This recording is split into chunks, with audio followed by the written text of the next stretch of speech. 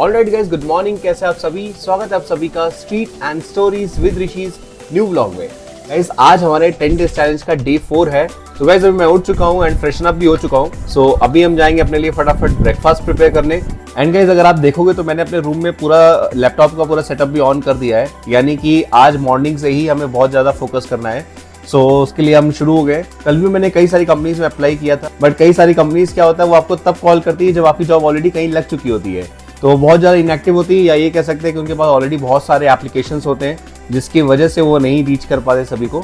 Anyways हमारे पास इतना time नहीं कि हम उन कंपनीज का वेट करें।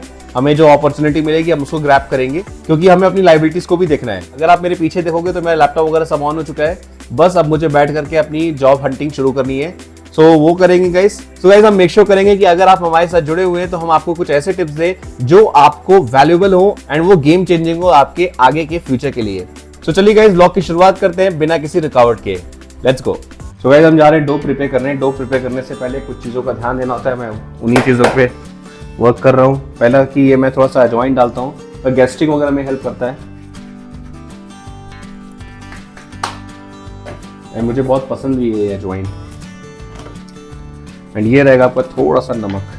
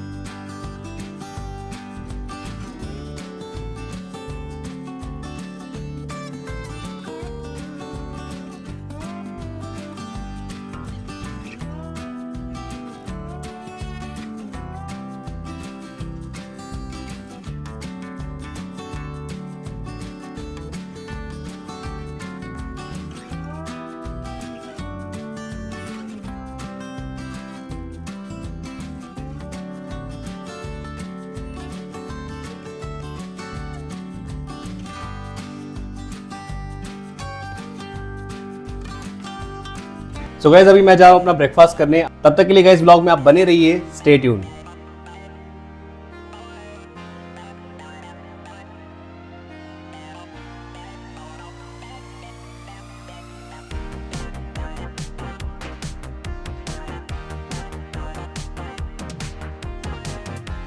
गाइस अभी शाम के 6 बज रहे हैं। सो गाइस आज का जो डे था वो बहुत ज़्यादा बिजी था, क्योंकि मुझे आज एक कंपनी से कॉल आया था एंड वो जो कॉन्वर्सेशन था वो काफ़ी लंबा गया, क्योंकि उस कंपनी के डायरेक्टर ने HR बन के पहले कॉल किया। Of course I was not aware, मुझे क्या पता कि वो डायरेक्टर है या HR है।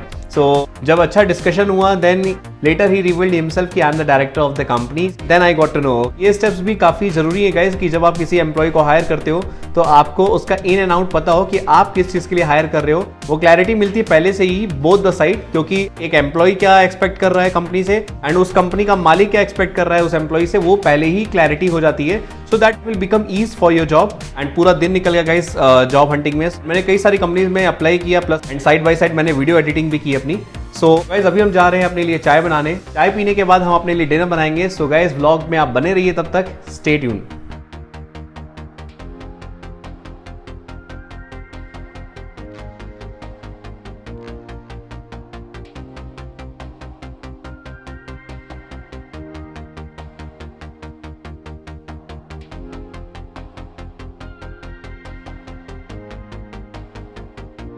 सो गाइस आज हम बना रहे हैं पुलियोगरे अपने लिए, क्योंकि यार मन नहीं कुछ कर रहा है खाने का ऐसे, बट चूँकि भूखे पेट रहने से अच्छा है कि कुछ ना कुछ बना लो, तो मैं पुलियोगरे बना रहा हूँ।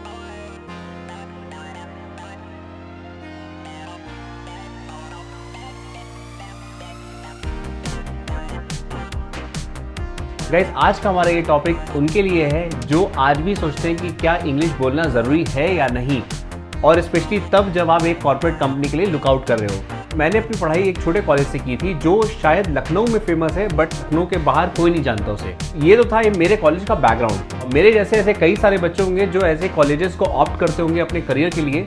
कहीं यहाँ पे दो चीज़ें मैटर करती है जब आप कोई कॉलेज लुकआउट करते हो। अगर वो गवर्नमेंट कॉलेज है तो ऑफकोर्स आप चीज़ें रैंक देखते हो, बहुत सारी चीज़ें फिगर आउट करते हो, लेकिन जब बात प्राइवेट कॉलेज की आती है तो हम कहीं ना कहीं उतना ध्यान नहीं देते हैं। हमारा पूरा फोकस डिग्री के ऊपर होता है, और शायद यही वजह है कि हर साल लाखों बच्चे बीटेक और अदर डिग्रीज कंप्लीट कर रहे हैं। लेकिन गाइज यहाँ पे बात डिग्रीज कंप्लीट करने की नहीं हो रही है, बात यहाँ पे हो रही है कि क्या इंग्लिश बोलना मस्ट है या नहीं।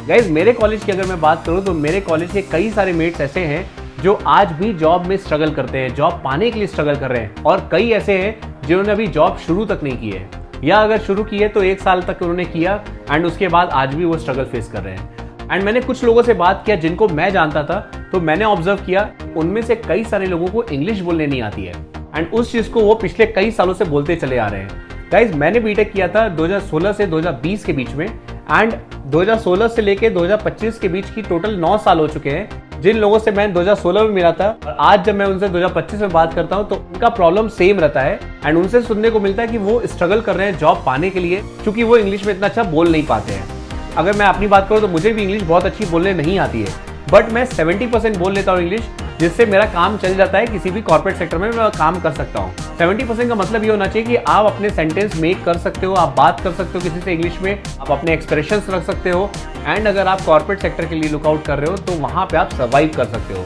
इतनी इंग्लिश तो आनी ही चाहिए आपको। किसी भी चीज़ को डिफाइन करने से पहले मैं वो एग्जाम्पल खुद के ऊपर लेता हूँ कि क्या मैं अगर आपको कोई चीज़ एक्सप्लेन कर रहा हूँ या मैं कोई चीज़ आपको बता रहा हूँ, क्या ये चीज़ मुझ पे ये रिलाई करती है। तो अगर मैं आपको अपने बारे में बताऊँ तो मैंने अपनी पढ़ाई मोस्टली हिंदी मीडियम से की है, एंड मैंने पूरा स्कूलिंग अपनी पूरी हिंदी मीडियम से की। मैंने अपना ग्रेजुएशन बीटेक से किया, एंड वो 4 साल जो थे वो मेरे लिए गेम चेंजिंग मोमेंट है। इतना मुश्किल होता है जब आप पूरा हिंदी में चीज़ें लिख रहे हो, आपने 12th तक पूरा हिंदी में ही चीज़ें पढ़ाई की है, हिंदी में लिखी है, और एकाएक आपके सामने अब सीधे 4 साल का कोर्स आ जाता है जिसमें आपको प्रॉपर इंग्लिश में पढ़ना है, इंग्लिश में ही आपको प्रोजेक्ट्स बनाने, इंग्लिश में ही आपको सारी चीज़ें करनी है। मेरे लिए ये बहुत टफ था, एंड शायद मेरे जैसे और भी बच्चे जो उनके लिए टफ होता होगा।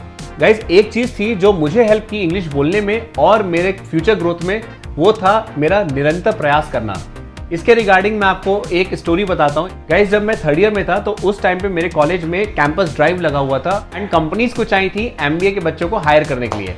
एंड गाइज उसमें कॉलेज की तरफ से एक फ्लेक्सिबिलिटी और सपोर्ट ये था कि अगर किसी भी स्ट्रीम का बच्चा अगर उस इंटरव्यू में जाके बैठना चाहता है और अगर वो सेलेक्ट होता है तो वो जॉब भी कर सकता है। क्योंकि मैं कंप्यूटर साइंस से था बट मेरी IT में उतना अच्छा कंट्रोल नहीं था, तो मैंने सोचा कि यार चल के बैठते हैं उस इंटरव्यू में। वहाँ से मेरी जर्नी शुरू हुई। पैकेज की बात यहाँ पे हम नहीं करेंगे, पैकेज बहुत डाउन था, बट मुझे 3 से 4 ऑफर लेटर्स मिले थे। मेरे पास जो था वो था थोड़ा बहुत कॉन्फिडेंस, और मेरे पास था टूटी फूटी इंग्लिश। जॉब मिले ना मिले डजेंट मैटर, बट मैंने कोशिश किया। इस ब्लॉग के थ्रू यही बोलना चाहूंगा कि सबसे पहले अपने बैकग्राउंड को आप देखो कि आप किस बैकग्राउंड से हो और आपकी क्या सिचुएशन है अभी करंट में, एंड उस बेसिस पे अगर आप सबसे पहला इन्वेस्टमेंट कुछ करना चाहते हो तो यार खुद के लिए करो और इंग्लिश बोलना शुरू करो। एक रूम में खुद को बंद कर लो डेली आधी से 1 घंटा, एंड हर घर में शीशा होता है, शीशे के सामने खड़े होकर के इंग्लिश बोलना शुरू करो। गाइज आप बिलीव नहीं करोगे, आप टूटी फूटी इंग्लिश बोलोगे, लेकिन जब आप बोलना शुरू करोगे तो आपके अंदर वो कॉन्फिडेंस आएगा। और साथ में कुछ इंग्लिश बुक्स पढ़ना शुरू कर दो, इंग्लिश मूवीज वगैरह देखना शुरू कर दो।